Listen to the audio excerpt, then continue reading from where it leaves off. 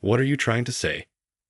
I scheduled time in my hectic schedule for this meeting because I was informed that there will be a multilingual speaker there. Many languages. About that, I had not heard anything.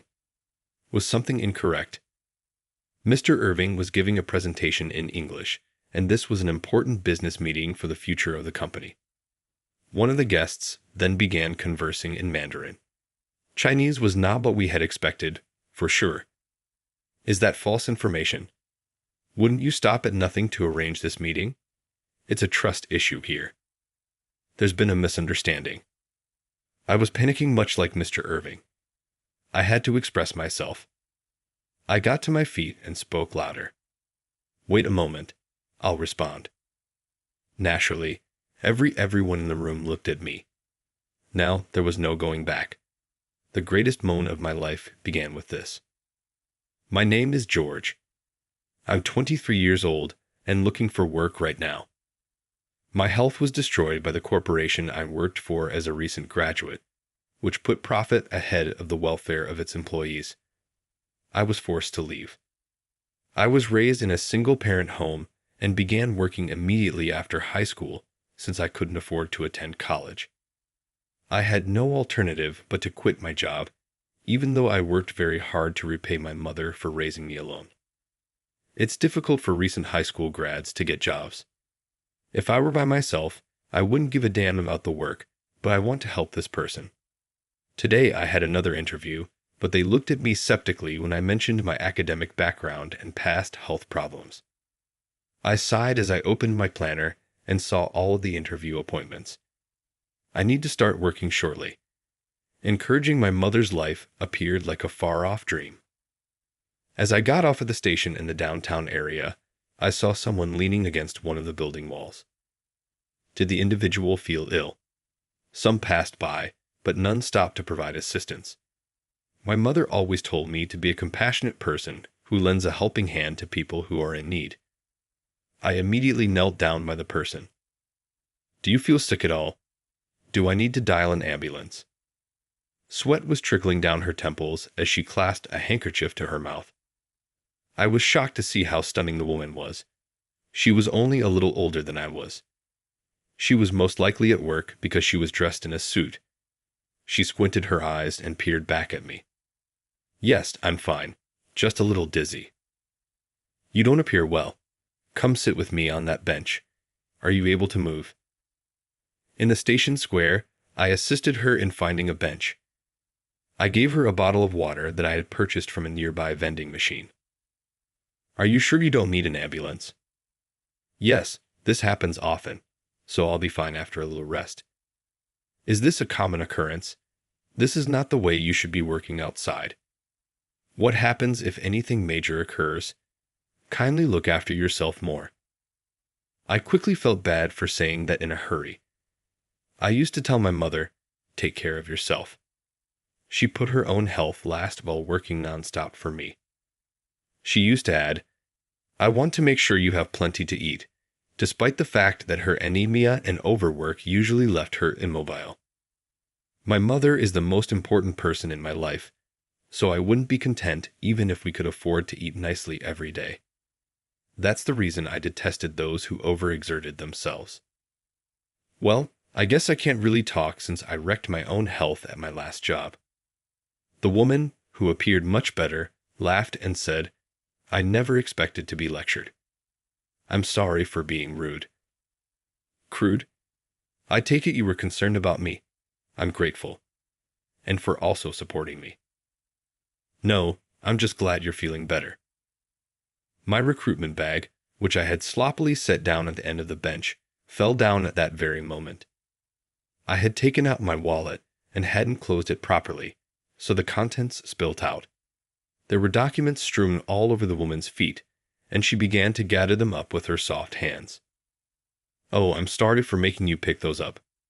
It's all right. Oh. She turned to face me after seemingly noticing something on the documents. Are you job hunting? Yes. Well, more like I'm looking for a new job. Are you serious? You appear very youthful. I mistook you for a college attendee. Although I only have a high school diploma, that would be my age. My former employer was unethical. I discovered that I was narrating my life narrative to an unfamiliar person. I paused when I realized I was speaking to someone who had been feeling under the weather. "Oh, I apologize. This doesn't need to be heard," simply said. "Forget it." The woman, who was now considerably better, said, "Hey," got up, and grasped my shoulder. Then she said something that caught me off guard. "Why don't you come work for my company?" What? A few days later, I found myself in front of a highly visible office building. I called from the designated floor as I nervously went through the automated doors. "Hello, this is Irving." "Greetings, this is George.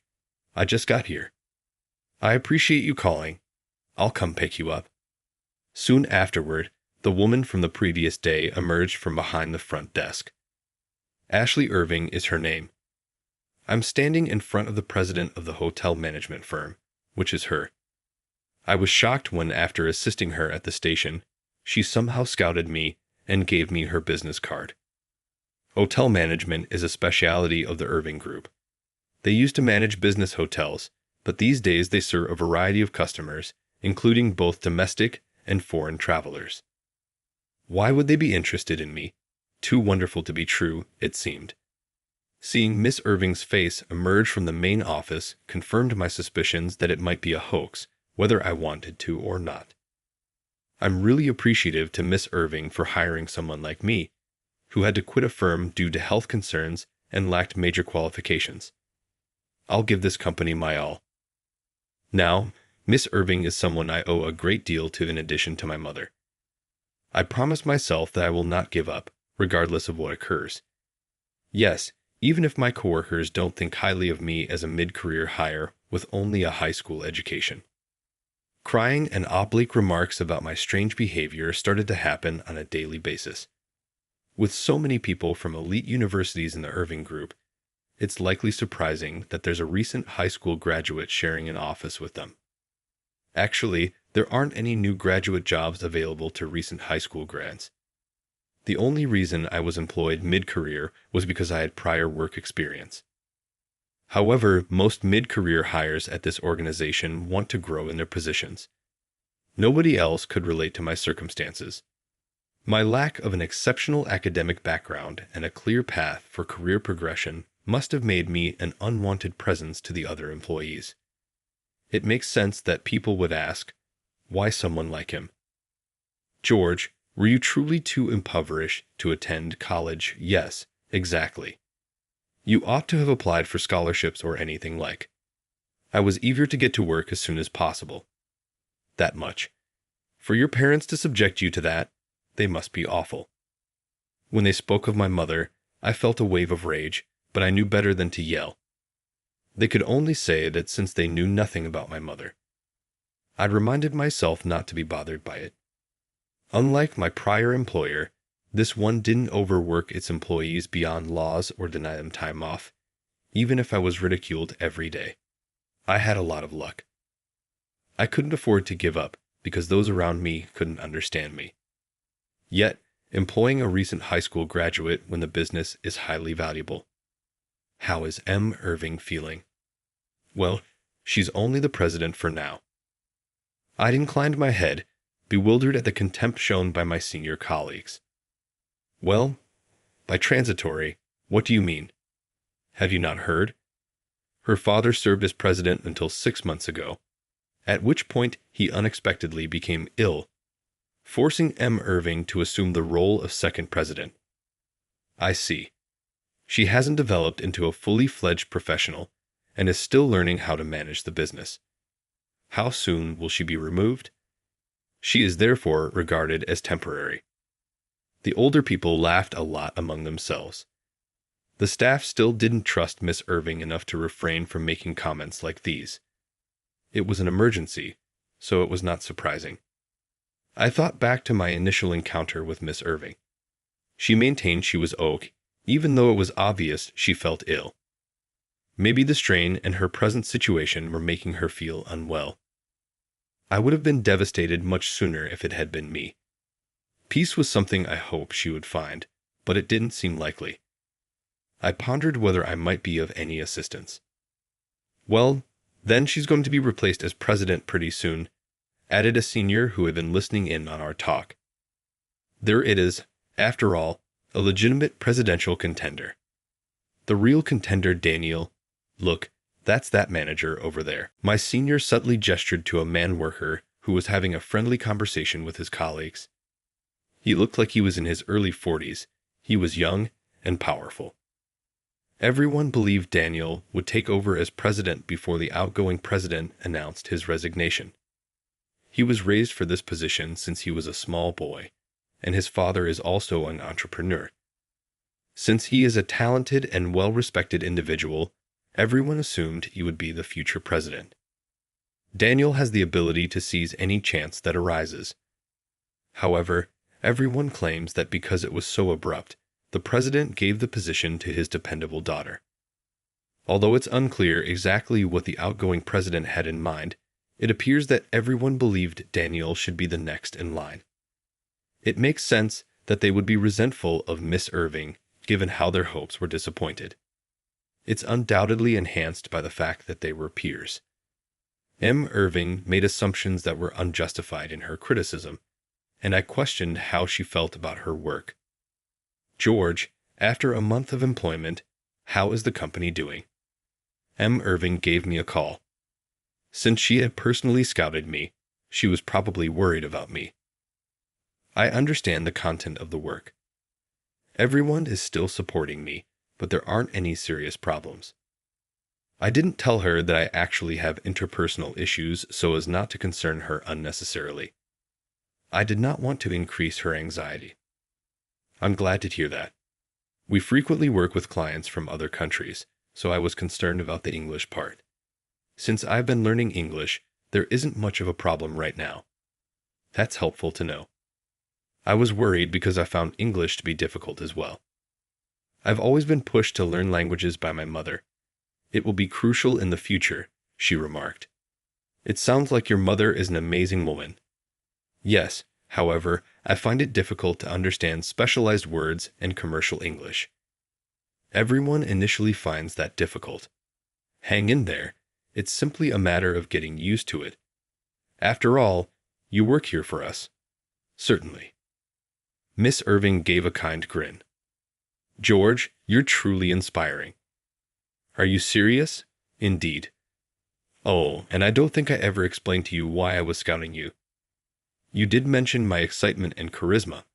But how about if I suggested it's because you're my kind? What? My voice cracked at her sudden remark. I had never in my life been popular. I'd never been interested in a woman before.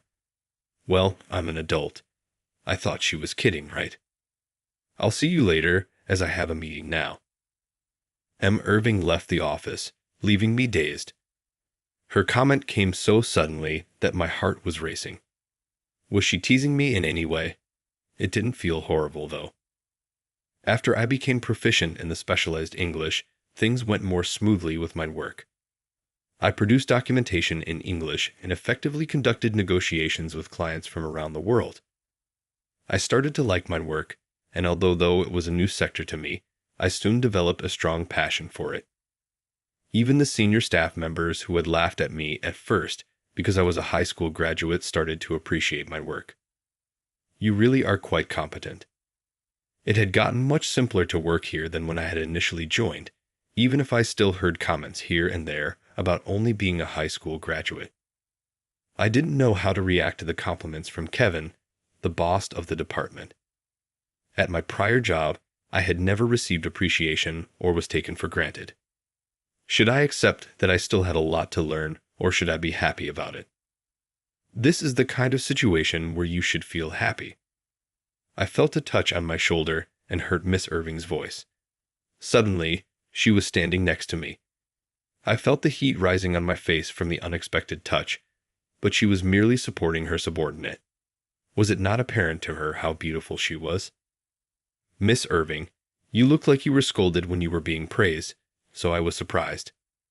Oh, I'm sorry. You should cease apologizing so easily. You did not act improperly. Yes, thank you. I bowed to Miss Irving and to Kevin. Kevin looked between Miss Irving and me while he scratched his cheek. To be honest, I had no idea what to anticipate when you initially joined, but it turns out that my concerns were unfounded. I seem to have a decent sense of who I want to be around. Having worked for the company longer than Miss Irving, Kevin said, "Indeed you do," with a laugh. Their roles had been changed. He was now her superior. It was awkward, he told me once, but she appeared to be growing accustomed to it. I felt a keen look coming at me as I watched the two of them. I glanced over to see Daniel staring at us. Daniel used to be thought of as the next president, I recalled. I was curious to know his thoughts on it. Did he really want to be president, or was he just indifferent? Well, I shouldn't have been worried about it.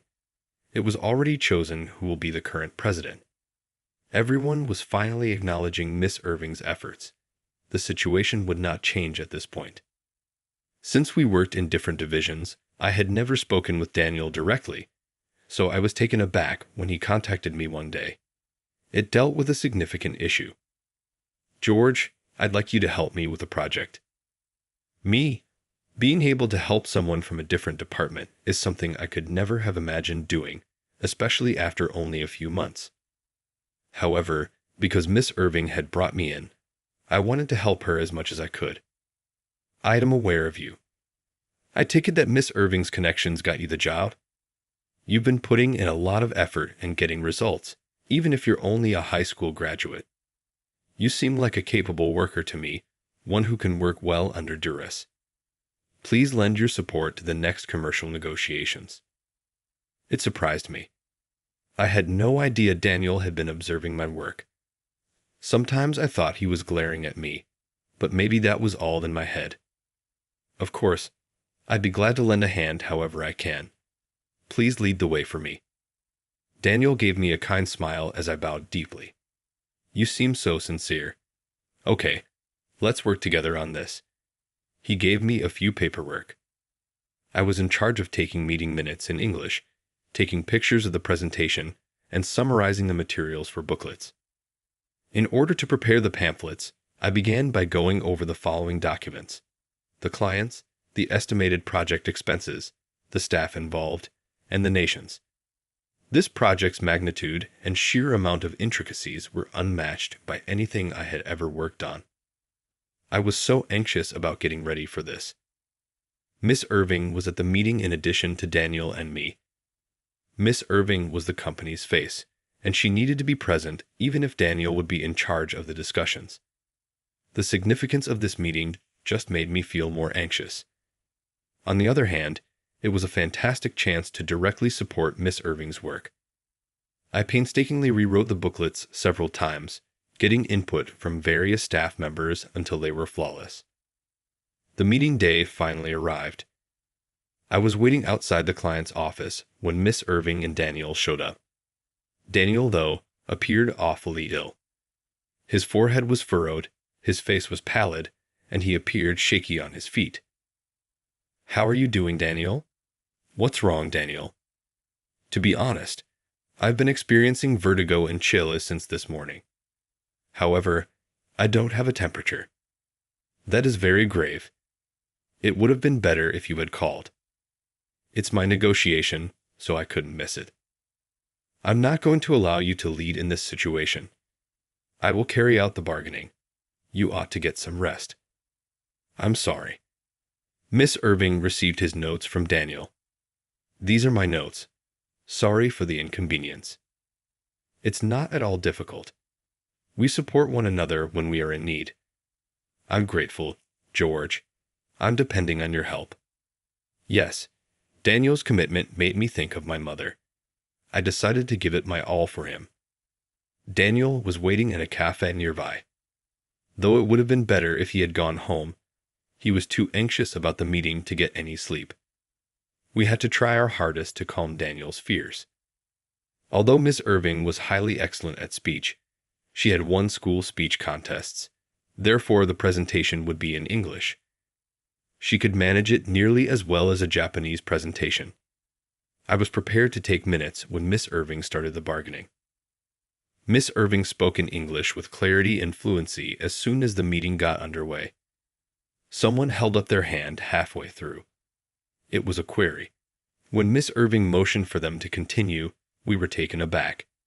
It was a Chinese language question. Since it is not unusual for attendees to be from other nations, we held the meeting in English, which is the universal language. Why were they speaking Chinese now? Miss Irving requested if they might repeat the question in English, but she was still not sure what to make of it. The person asking the inquiry gave out a really angry look in response. "Excuse me, Miss Irving, what's going on?" She was pressed by the client's representative. I was told there would be someone who speaks multiple languages at this meeting, so I made time in my busy schedule for this. Multiple languages? Nothing about that had come to our attention. Daniel had made no mention of speaking more than one language. Was something wrong here? The client scowled even more at Miss Irving's response. Was that a lie? No, we didn't say that you would take any action to arrange this meeting. This is a trust-related issue. There was a miscommunication. I was panicking much like Ms. Irving. I felt compelled to speak up, but should I, a new employee, take over? Would doing so lead to further issues? I mean, I'm simply a recent high school graduate with little experience in the field. Ms. Irving's comments, "Don't worry, you're one of our employees," kept repeating in my head. Yes, I work for a company. I'm here to help with this negotiation. Please give it time. I bear the responsibility. I'll respond to your inquiries. In order to stop Ms. Irving from being questioned, I got up and spoke louder. Everyone looked at me, as they should have. In reference to your prior inquiry, I addressed the individual who posed the query in Mandarin. The person asking the inquiry initially blinked in shock, but as I explained, they nodded. Then another person held up their hand. It was in French this time. I answered in French instead. I had trouble understanding the technical jargon, but there was nothing I could do about it, so I tried to explain using motions. Upon responding to that query, the first customer service agent inclined closer to me. "So, you're capable after all." "Okay, I'm sorry. At the end, I intended to conduct the queue and a session personally." "Don't worry. I apologize for disturbing you. Kindly proceed. I'm grateful. Ms. Irving. I'll handle things from here." "Yes, I guess." I was sorry to have left Ms. Irving in disbelief, but I was frantic and did not have time to give an explanation. I answered a question in German after continuing the lecture in English. I used the context to infer the meaning of new terminology before responding and returning to English. The question was then asked to me in Indonesian before switching back to English. Despite my disorientation, I completed the presentation and bowed. The room exploded in applause. "You are very remarkable." Sincerely, I didn't have high expectations, but you truly are multilingual. The president of the client, Mr. Harris, extended his hand to shake hands. He asked one last inquiry, irrelevant to business, as I shook his hand. "But what is the number of languages you speak?" "I am able to carry on an 8-language conversation." "Whoa. Do you find studying languages enjoyable?" "Indeed. As a national interpreter, my mother works. I have priceless memories associated with every language because she used to read me picture books from different places. I worked really hard in my studies because I wanted to be as multilingual as my mother." "I understand. We would absolutely like to work with your company if we had someone as trustworthy as you." "Many thanks for that." My legs felt weak, and an hour or so later, I exited the office building. "Hey George, how are you doing?" I apologize. I was very exhausted after the meeting. I was inundated with questions while the presidents were debating the contract. I felt that a lot of the staff were just having fun with my language abilities. They took turns asking questions in different languages, happy to hear their home tongues spoken with ease. We had worked so hard to earn this trust, and failing now would mean losing it. I hoped that the contract negotiations would come to an end quickly because I felt like I was walking on a tightrope. I was free at last, which is what got me to this worn-out state. I was completely exhausted, even if there were no significant mistakes, and I even succeeded in winning the respect of the staff. Daniel suddenly materialized in front of me as I was making my way to the cafe where he was probably waiting. "How are you feeling, Daniel?"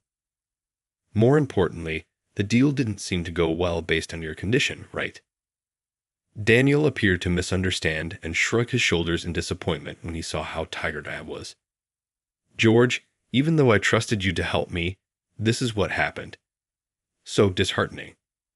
Actually, I was mistaken to believe that you were someone Ms. Irving knew." Ms. Irving and I were left behind as Daniel went on talking without giving us an opportunity to clarify. "Ms. Irving is also at fault for the failure of such a significant negotiation," he continued. "Hold on. What's happening?" "Daniel, I'm only expressing the truth. You hired him, so you are accountable for this. I will need to discuss this in the internal meeting." "No, hold on. A president must be able to make judgments about people. Expect to have your credibility called into question." Daniel seems slightly satisfied, even in spite of his angry words. What made him acting so rigidly? "Daniel, did you lie about having many language skills?" Ms. Irving gave Daniel a dubious glance. He was not perturbed. "Oh, that? Yes, I may have brought it up. It's difficult to get an appointment with that company, so it's worth lying a little to get in." Did they not find it credible either? How come? Daniel lied, which put us in a difficult situation. Getting an appointment in this way is unimaginable. Did you stage your illness to get out of the deal after undermining us with this? How come? It was you who first pushed for the requirement of speaking multiple languages, after all. How come you didn't inform us? Was this meant to lead us into a trap? Not at all. That is correct, really. Although Daniel found the claim implausible, he readily acknowledged it. I wanted to make sure you could manage a situation like this. A president who is incapable is unfit to hold the office. What topic are you discussing? This might have done a great deal of harm. Ms. Irving was correct. The reputation of our business was in jeopardy. We barely escaped a disaster. Daniel, though, appeared unperturbed. In fact, amused. Merely being president has little bearing on one company. Besides, you should take some of the blame for not handling it better. You ought to have shown more adaptability. You appear perplexed. We never claimed that the talks had failed. What? Daniel's jaw fell agape. A preliminary contract was obtained by us. In other words, neither George nor I am at fault. You are the only one having problems. What topic are you discussing? That isn't feasible. You are welcome to verify for yourself if you do not believe me. In any case, the meeting will receive a report on your actions today, so be ready. Let's go. Miss Irving grabbed my arm without noticing Daniel remained motionless. I walked away from the scene. It was confirmed the next day that the negotiations were successful and that we had won a sizable contract. Daniel's activities were also discussed at the same time. Subsequent analysis showed that Daniel had been undermining his colleagues' efforts and then claiming credit for resolving the problems. Even though he was capable from the beginning, he had turned to sabotage others in order to obtain greater attention. When M. Irving was named president, he was certain that he was the legitimate heir to the office. He used devious methods to get retribution. Daniel was fired after his wrongdoings were revealed. He tried to resist even in his last minutes, but Miss Irving spoke to him sternly. "I now see why my father picked me over you. You were capable, but you couldn't value people," he would always say. He believed you were not prepared to serve as president. The outgoing president had recognized Daniel's duplicity. Although I could sympathize with Daniel's displeasure at not being acknowledged for his services, success cannot be attained by stepping on other people. I hoped he would take stock of his errors and move on. I mean, I'm one of those people that switched careers after things stabilized. I received another summons to the president's office. Miss Irving gave me a bow of the head. George, I sincerely appreciate everything you've done. If you hadn't handled the circumstance, we wouldn't be here. Will you please raise your head? All I was doing was my job. I should be the one thanking you, anyway. You have my eternal gratitude for taking me in. I've always wanted to pay you back for that. You accomplished far enough. The best compensation are your well-earned language abilities and the knowledge you've acquired here. You've come a long way in a short amount of time, and your work is really admirable. I graduated from high school, as you are aware, and my family wasn't very wealthy. I've sadly discovered that life isn't fair, but I've also come to understand that you can improve your lot in life if you put in enough work. I've been working hard for myself, that's all. You're very admirable, so different from me. Miss Irving smiled sadly. What topic are you discussing? Despite receiving a surprising presidential appointment, you have been putting in a lot of work to improve this organization. No, I'm not deserving of such recognition. I've abused my position to further my own interests. What do you mean by that? It was for personal reasons that I brought you into the organization. I am therefore unfit to serve as president. She'd never really stated why she scouted me for personal reasons, but now that she brought it up, it makes sense. You were kind to me, that's all. I don't quite follow. I had been making blunders since the morning when we first met, and everyone was berating me and claiming that I was only here because of my father's connections. I felt like I had no allies in the world, and I was at my breaking point. However, you were kind to me despite not understanding my circumstances. I believed that this person might be on my side. I thus dragged you in firmly after learning that you were looking for work. You were only utilized by me. I apologize. Miss Irving covered her eyes with a handkerchief. I felt powerless and had no idea how to handle a woman who was crying. Used me. That isn't how I view things. You instilled confidence in me. I would never had the confidence to use my language talents had it not been for you. I understood that my work wasn't in vain. Shall I tell it right now? Would doing so be self-serving? I reluctantly find that I am brave now. Nothing is more satisfying than lending a helping hand to a woman I respect. What? Well, I realize this is a bold statement on my part, but no, not at all. Miss Irving suddenly grasped my hand. I sensed that her body temperature had increased. I used to just use you, but now I respect your generosity and diligence. It looked too wonderful to be true, but this was no accident, George. We achieved this outcome because we had been truthful and hard-working. We then went to see Ashley's father, the former president, who was admitted to the hospital.